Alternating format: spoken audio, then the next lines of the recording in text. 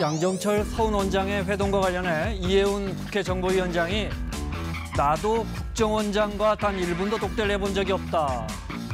국정원장 전화번호도 안 주더라 이렇게 주장했습니다. 그러면서 국회 정보위원회를 열어야 한다고 했는데 그런데 자유한국당이 나가 있으니까 이걸 열 수도 따질 수도 없습니다. 사사건건 시작합니다.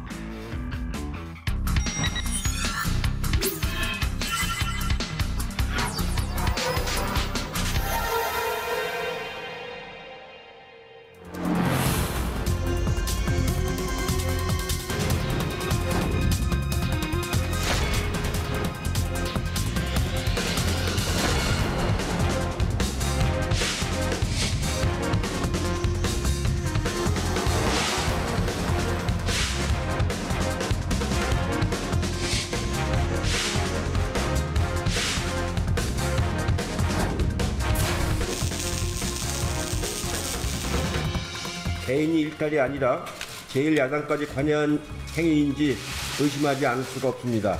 정부 여당이 이 자신들의 기밀 유출은 덮고 지금 적반하장으로 돈 없는 정치 공세를 하고 있습니다.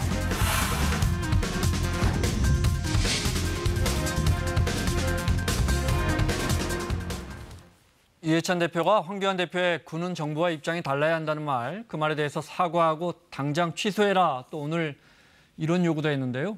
대전 서구울의 민주당 박범계 의원, 부산 사상구의 자유한국당 장제원 의원 자리했습니다. 어서 오십시오. 안녕하십니까. 네, 반갑습니다. 안녕하세요. 방금 전에 청와대가 조현옥 인사수석을 교체했습니다. 저희 예상도 못했습니다. 네, 김외숙 법제처장을 새로 인사수석에 임명했습니다. 지금 조현옥 수석이 직접 후임자를 자신의 교체 사실을 어떻게 보면 발표하는 건데요. 화면에 김외숙 법제처장이 이제 인사수석이 되는 겁니다. 네, 어떻게 보셨어요? 청와대의 인재풀을 극명하게 드러낸 돌려막기 인사다. 전형적인 돌려막기 인사라고 생각합니다. 조현옥 인사수석은 당연히 교체를 해야죠. 지금까지 문재인 정권 들어와가지고 인사 참극을, 인사가 만사라 그랬는데 인사가 망사를 만든 인사 대참극의 두 명의 주인공 중에 한 명이지 않습니까? 그분 뭐 이렇게 갈아치우는 건 당연한 건데 그 자리에 문재인 대통령의 가장 신복이자 이 법제처를 사실상의 청와대의 법무대리인으로 만들어버린 그러한 자신의 최측근을 앉힌 거는 제가 볼 때는 이렇게 돌려막기 인사를 해야 되는지 또 이렇게 측근만 앉혀야 되는지 좀 안타깝습니다. 김외숙 법제처장이 문 대통령 측근입니까? 잘 몰라서 법원에 계셨으니까. 아니 김혜숙 법제처장은 부산에서 신임 인사수석입니다. 네. 예, 부산에서 법조인 생활을 오래 하신 말 그대로 법률 전문가인데요.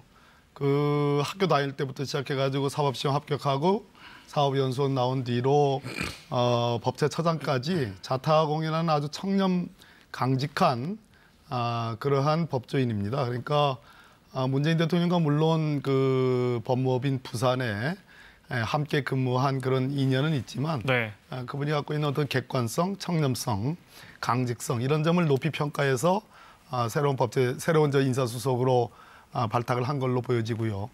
또 지난 2년 동안 우리 조현옥 인사수석이 고생을 하고 이제 가는 마당에 또 그렇게 또 센 말씀을 하시는 거 보니까 아니요, 제가 그 말씀만 좀 드릴게요. 아니, 그러니까 조현옥 수석에 대해서 좋은 말씀 드리고 싶었는데 후임자가 제가 법사위지 않습니까? 그렇기 때문에 김혜숙 법제처장에 대해서 국정감사도 거치고 했는데 남북 군사 합의서가 국회 동의가 필요 없다라고 유권 해석을 내린 분이에요. 그야말로 청와대 입맛에 따라서 이런 법률을 해석하는 분이 또다시 인사수석을 했다. 그러면 청와대가 입맛에 맞는 사람 인사 검증할 때 자신의 또 거기에 또 맞춰서 또 인사 검증을 하지 않겠습니까? 알겠습니다. 그걸 걱정하는 겁니다. 남북 군사 합의서는 국회 동의가 필요한 그런 조약이 아닙니다.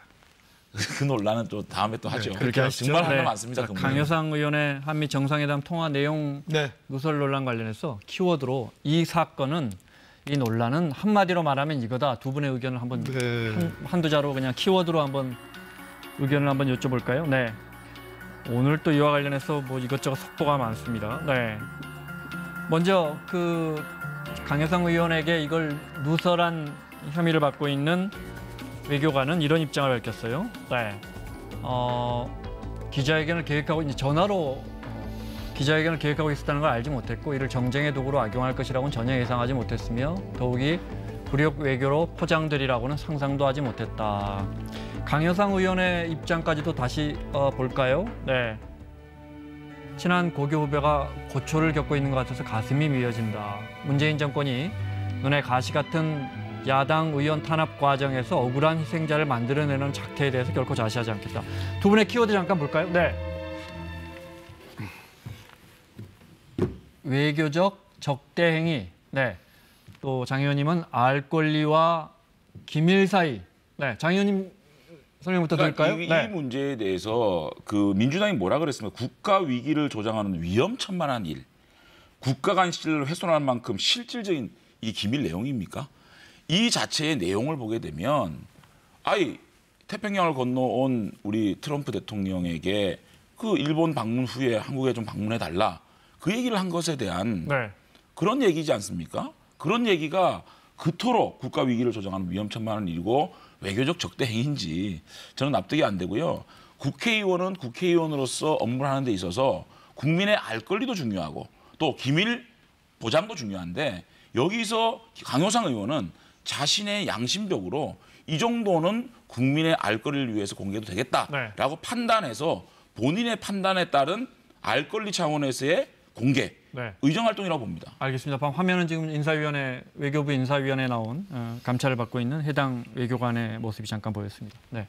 K 참사관의 얘기는 이런 거죠. 30년 만에 밥 한 번 먹은 사이인데 전화가 와가지고 일단 대북 식량 지원에 대해서 트럼프 대통령이 반대한 거 아니냐라는 잘못된 그 정보에 기초해가지고 유도신문을 했다는 것이고 네. 두 번째 일본을 방문하는 트럼프 대통령이 한국에 올 리가 없다.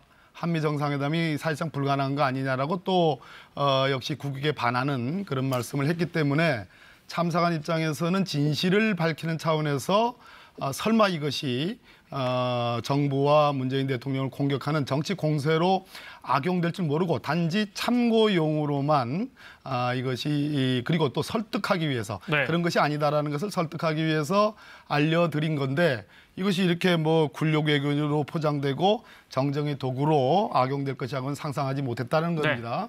그런데 이 공무상 비밀 누설죄라는 게 있고요. 또 외교상 기밀 누설죄가 있습니다. 이게 다릅니다.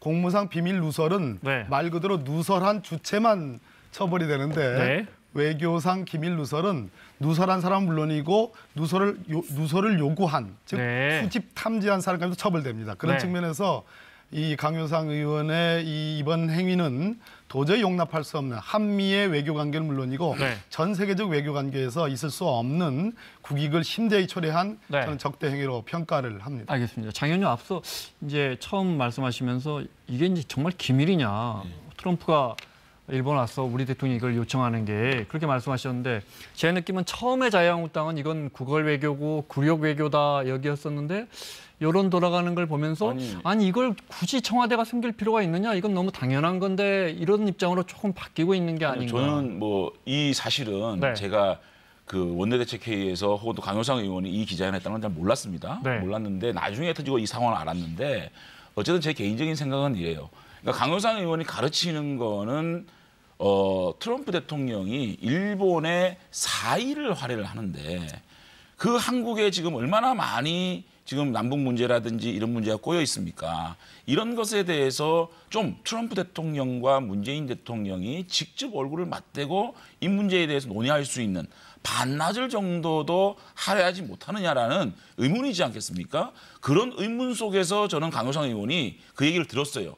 문재인 대통령이 요청을 했고 초대를 했고 트럼프 대통령이 그거를 사실상 거절했던 이런 것을 비추어 봤을 때 이 정도 얘기는 함으로 인해서 한미 관계가 이렇게 돈독하지 못하다는 것을 알려야 되는 한미 동맹을 좀 더 강화하라는 것을 강조하기 위한 그러한 국민의 알 권리 차원에서 이 얘기를 하는 것이 지금 말씀하신 것처럼 그토록 이것이 국기문란 행위고 그토록 잘못한 일인지 정말 저는 이걸 침소봉대하고 있는 거 아닌가라는 생각을 합니다. 전에 이제 민변이 그 박근혜 전 대통령 당시에 박근혜 대통령과 아베 일본 수상 간의 전화 통화를 한 것에 대한 정보 공개를 요청했을 때 우리 법원이 그것은 국가 외교적 기밀에 해당하기 때문에 그것은 공개해서는 안 된다. 즉 알 권리 차원의 문제가 아니다라는 얘기를 판례로서 분명히 했습니다.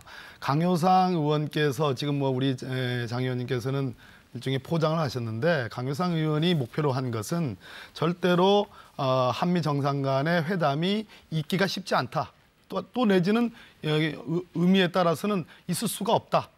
그만큼 한미 간의 균열이 발생했고 두 정상 간의 신뢰의 균열이 발생했다는 것을 정치적 공세 차원에서 유도를 한 거예요. 그러니까 외교 뭐 참사가 한 얘기는 저는 뭐 그분도 큰 죄를 진 건데 전적으로 신뢰하는 건 아니지만 그분의 주장을 따르면 아니 나는 주미 한국 대사관에 근무하는 외교관으로서 왜 아무리 야당 의원이지만 왜 네. 한미 정상 간의 관계를 그렇게 틈을 벌리려고 그러고 있을 수 있는 한미 정상회담이 마치 불가능한 것처럼 또 북한 식량 지원에 대해서 트럼프 대통령은 찬성하는 입장인데 마치 그걸 반대하는 입장으로 이렇게 곡해하길래 알겠습니다. 네. 그걸 알려주는 차원에서 말씀을 드렸더니만 이것을 반대로 정치적 공세로 악용을 하더라라는 분개 섞인 그런 진술을 했다는 겁니다. 네. 그런 측면에서 그런 측면에서 적어도 강효상 의원님이 더군다나 아주 뭐 언론인 네. 출신으로서 굉장한 경력을 갖고 계시는 분 아니겠어요? 사리 분별이 분명할 텐데 저는 이 대목에서는 절대 알겠습니다. 용납하기 어렵다 그러면 이런 네, 말씀드립니다. 전직 고위 외교관리들은 어떻게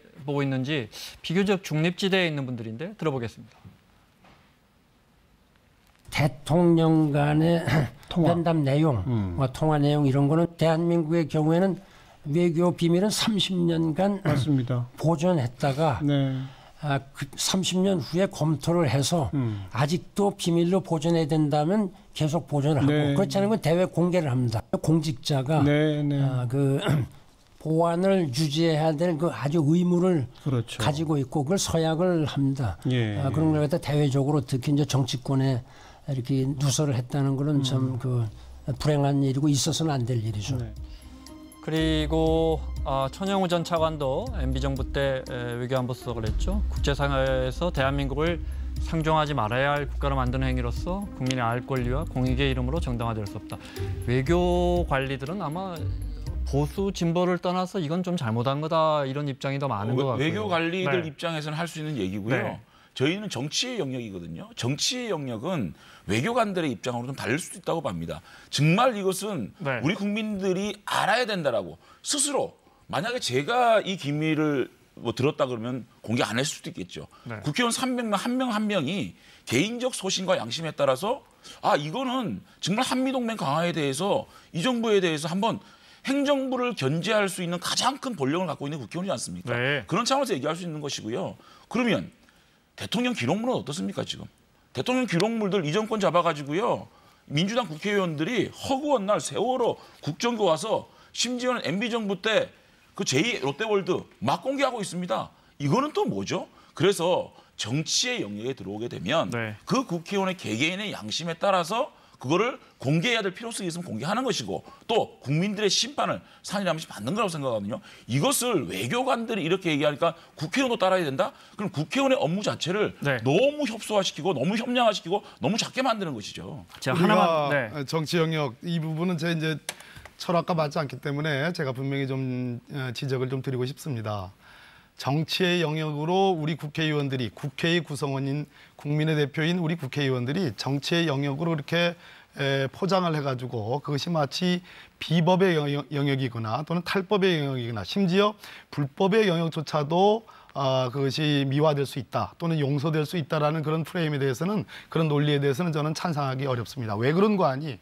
국회야말로 국회의원이야말로 국민의 대표로서 말 그대로 입법부 아닙니까? 법을 만드는 기구입니다. 그렇기 때문에 누구보다도 법을 잘 지켜야 되는데 저는 왕왕 심지어 자유한국당이 뭐 강효상 의원이야 본인이 처벌받게 생겼으니까 이런 변명 저런 변명 가능하다고 생각합니다. 그러나 자유한국당의 당대표나 원내대표께서조차도 마치 이것이 할 수 있는 행위인 것처럼 얘기하는 것은 저는 국민의 상식에 저는 반한다고 생각을 해요. 제가 한 가지만 지적해 도저히 볼게요. 용납하기 어렵습니다. 요거는 한마디 지적해 볼게요. 그러면 자, 이 정도 내용적으로 보자고요.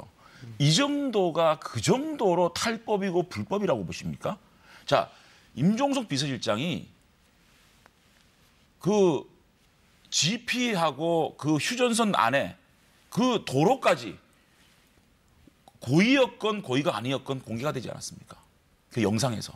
자, 이거는 얼마나 큰 국가 기밀을 유출을 했습니까? 글쎄요. 김정은 비서실장이.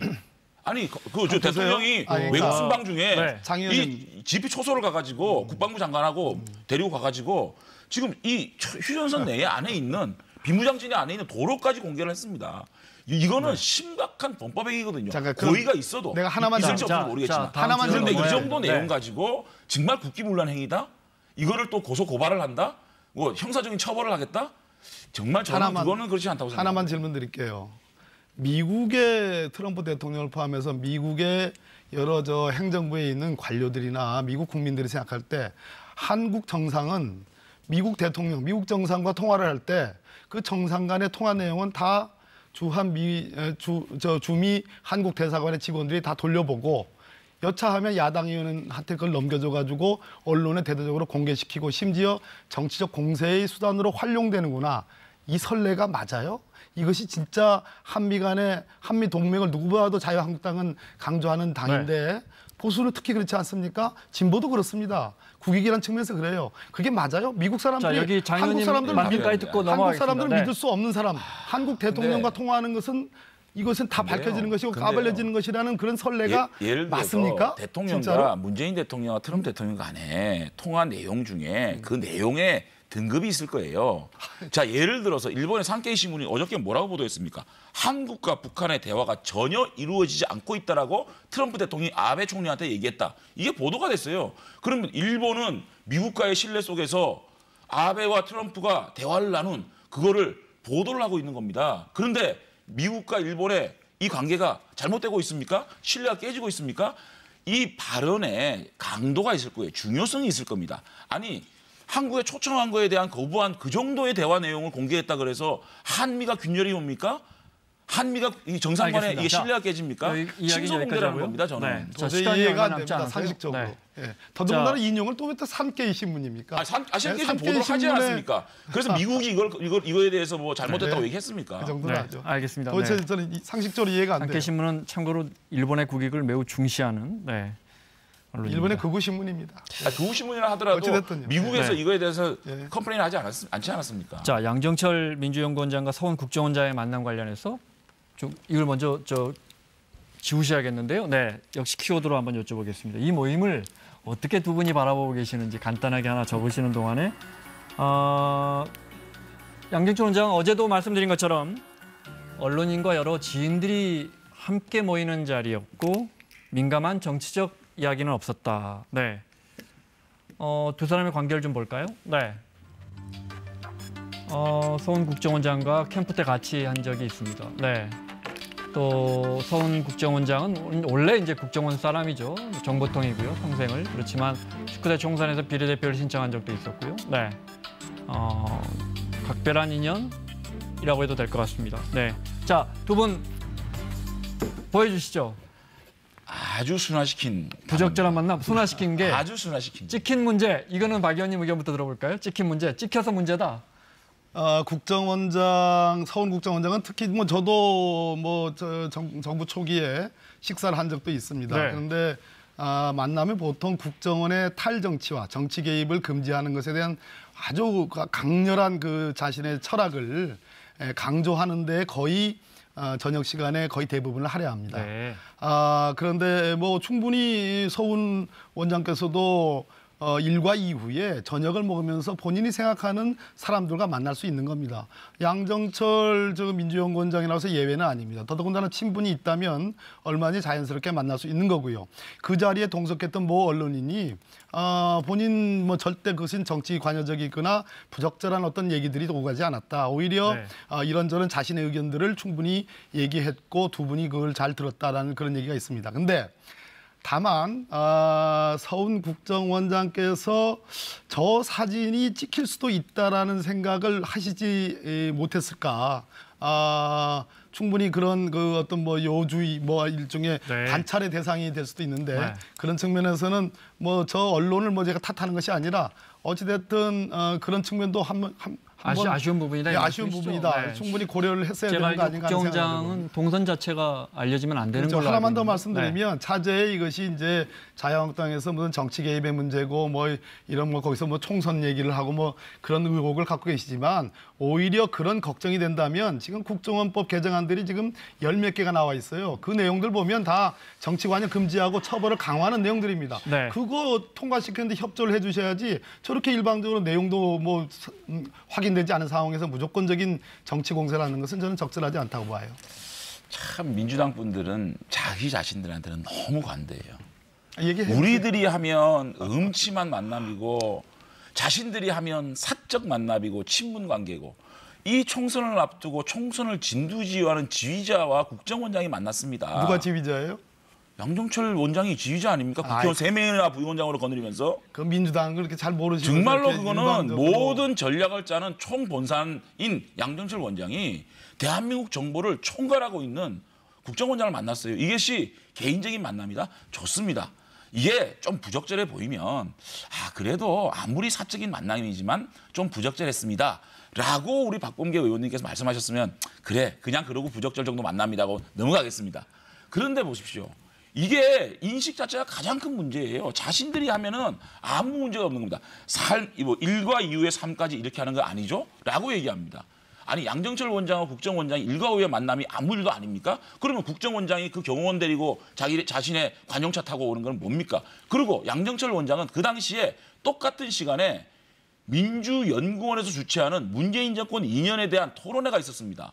자신이 주최하고 있는 자신이 주인인 그 토론회는 안 가고 사적인 모임 가는 뭐 직무유기 네. 아닙니까? 네. 그런 알겠습니다. 것을 네. 두고 말도 안 되는 얘기를 자, 두고 참 부적절했습니다. 앞으로는 이렇게 네. 하지 말아야 되겠다라고 얘기하면 네. 우리도 가만히 있겠는데 자꾸 사적 만남이다 아무것도 아니다라고 얘기하니까 이런 얘기가 나올 수밖에 없는 거죠. 가만히 있겠다는데 왜 자꾸. 자, 좀 잘못한 거는 잘못했다고 요만큼은 좀 인정하고 알겠습니다. 갑시다. 자, 야당의 입장 들어보겠습니다. 네. 국정원장이 여당 실세와 미래를 합니다.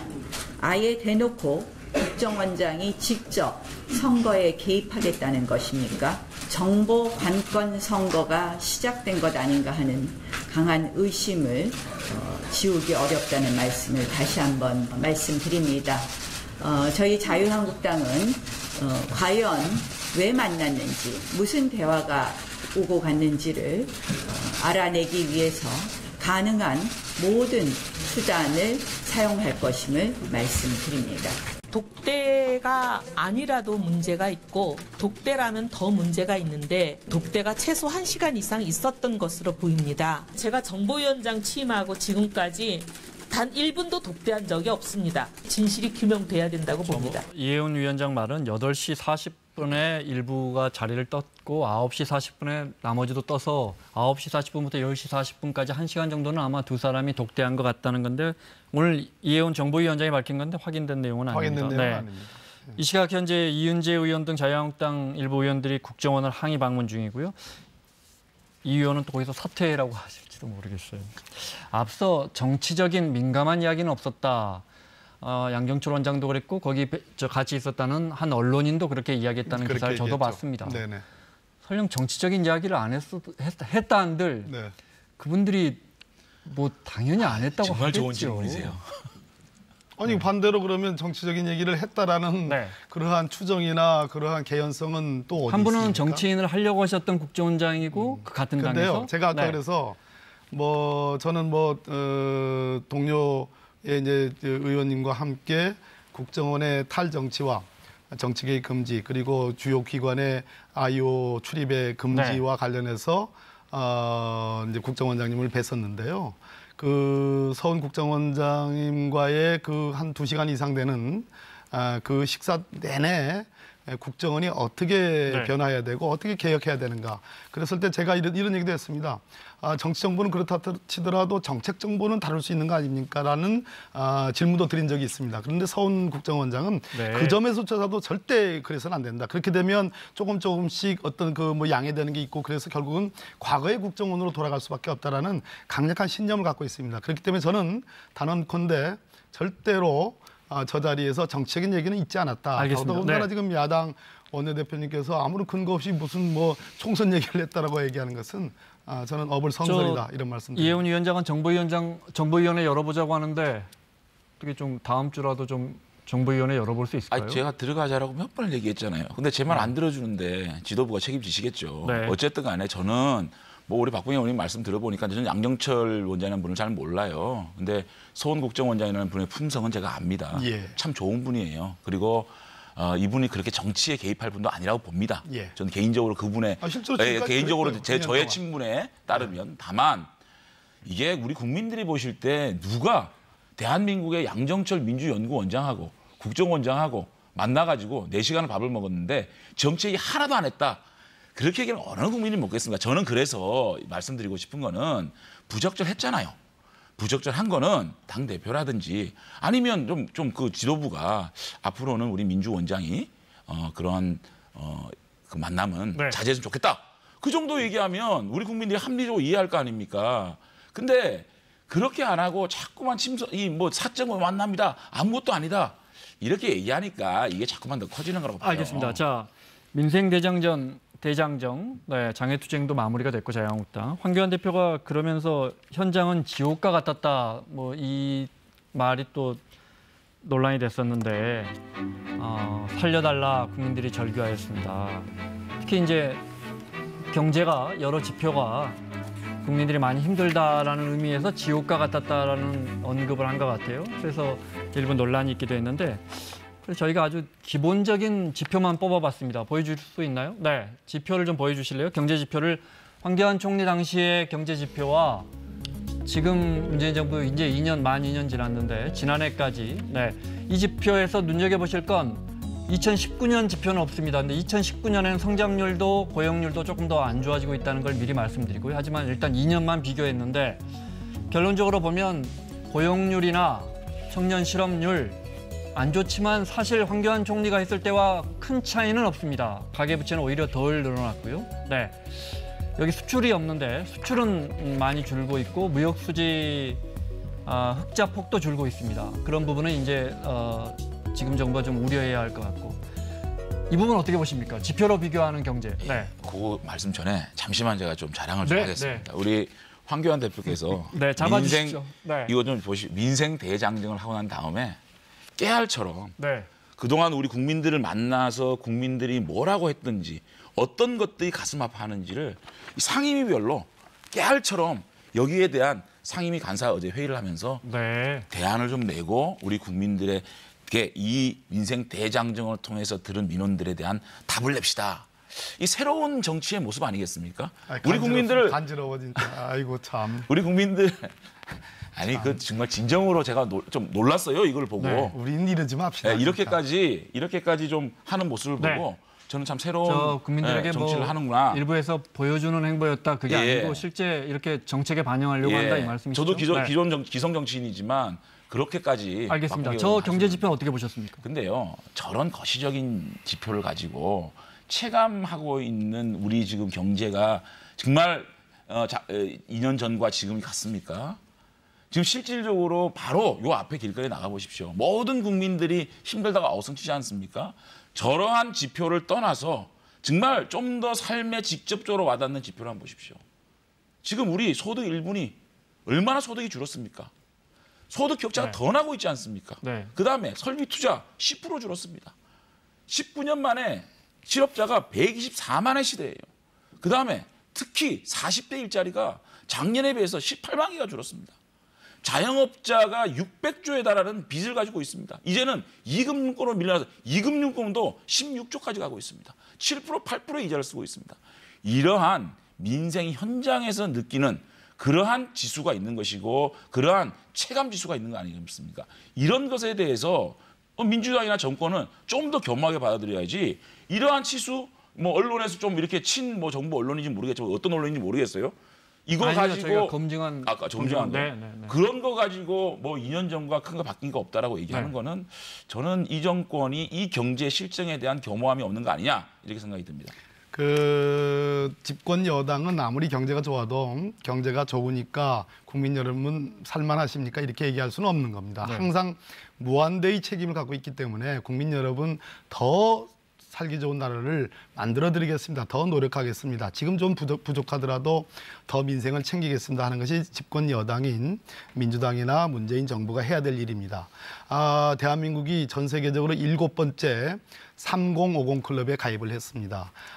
작년 연말 마지막 GDP 성장률은 전 세계적으로 놓고 볼 때 3050 클럽에서 2등이었습니다. 그러나 그렇다고 해서 지금 장제원 의원님이 말씀하시는 체감 경기가 좋다라고 얘기할 수는 없습니다. 그렇기 때문에 저희들은 이제 장애투쟁 그만하시고 제1야당이 국회로 돌아오라, 추경예산, 경기 대응 예산에 좀 협조를 해달라고 요구를 하는 겁니다. 마지막으로 황교안 대표께서 저는 뭐 장애투쟁 뭐 빨리 돌아오시라는 입장이었는데 돌아온다고 하니까 다행인데 이 말씀, 이 살기 좋던 나라 누가 이렇게 망쳐놓았냐, 이 말씀은 좀 거두어 주십사 하는 얘기를 하고 싶습니다. 왜냐? 황교안 대표는 말 그대로 대통령 권한대행도 있고 국무총리도 있고 법무부 장관, 박근혜 정부 4년 내내 그 정부를 대표하는 분이었습니다. 그런데 이런 얘기 들어보셨어요? 최순실이가 박근혜 대통령한테 과일 드세요, 낫또 드세요, 낫또. 그 얘기 아시죠? 그러면... 그게 황교안 대표가 이 박근혜 정부를 대표하는 그 재임 기간 중에 있었던 국정농단의 현실이었습니다. 그래서 그것을 미화하면 저는 안 된다는 측면에서 이 좋은 나라라고 얘기하는 것은 정말로 그것은 진짜 누워서 침 뱉기다. 황교안 대표님도 그런 지적 따끔하게 받아들이겠지만 대통령님도 큰 틀에서 대한민국 경제가 좋아지고 있다. 이렇게 국민의 정서와 정말 동떨어진 그런 경제 진단 안 했으면 좋겠습니다. 더 노력하겠습니다. 알겠습니다. 저희도 노력하겠습니다. 아주 훈훈하게 마무리가 됐습니다. 네. 자, 박범계 의원, 장제원 의원과 함께했습니다. 다음 주에 뵙겠습니다. 네, 고맙습니다. 고맙습니다.